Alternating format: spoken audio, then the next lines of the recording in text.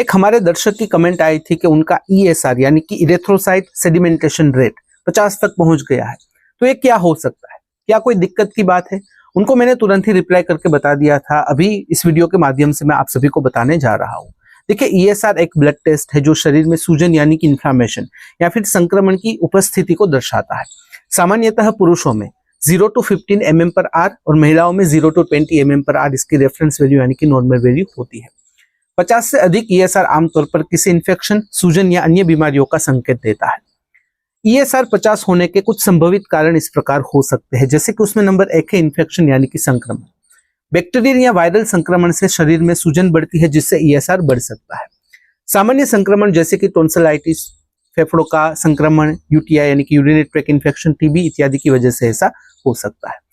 Number 2 है सूजन संबंधित बीमारी यानी कि इन्फ्लामेटरी डिजीज, जैसे कि गठिया यानी कि रूमेटॉइड आर्थराइटिस, ल्यूपस, IBD यानी कि क्रोन डिजीज है या फिर अल्सरेटिव कोलाइटिस है, तो उसकी वजह से भी ऐसा हो सकता है। नंबर 3 है अनीमिया, लो हीमोग्लोबिन या फिर आयरन की कमी होने पर भी ESR बढ़ सकता है।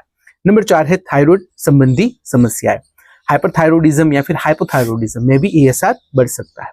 नंबर 5 है ट्यूमर या कैंसर, कुछ प्रकार के लिम्फोमा, मल्टीपल मायलोमा जैसी बीमारी में भी ESR बढ़ा हुआ मालूम हो सकता है। नंबर 6 है ऑटो इम्यून बीमारियां, जिसे हम कहते हैं ऑटो इम्यून कंडीशंस। शरीर की इम्यूनिटी जब अपनी ही टिश्यूज पर, अपने ही सेल्स पर हमला करने लगती है, तो इस प्रकार के जो भी कंडीशन होती है, मेडिकल कंडीशन होती है, उसमें ESR बढ़ सकता है।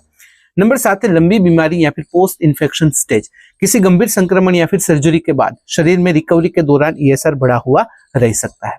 क्या करना चाहिए? सबसे पहले तो सही डायग्नोसिस के लिए कुछ टेस्ट करवाए, जैसे कि CBC complete blood count test करवाए, CRP यानी कि सी रिएक्टिव प्रोटीन टेस्ट करवाए, ताकि सूजन का स्तर आपको मालूम हो। सीरम फेरेटिन या फिर आयरन स्टडीज आप कर सकते हो, जिससे एनीमिया है कि नहीं वो पता लगता है। थायराइड प्रोफाइल कर सकते हो, थायराइड की जांच के लिए किया जाता है। RA फैक्टर यानी कि rheumatoid arthritis factor, ANA test autoimmune disease की पुष्टि के लिए भी आप कर सकते हो। डॉक्टर से सलाह ले।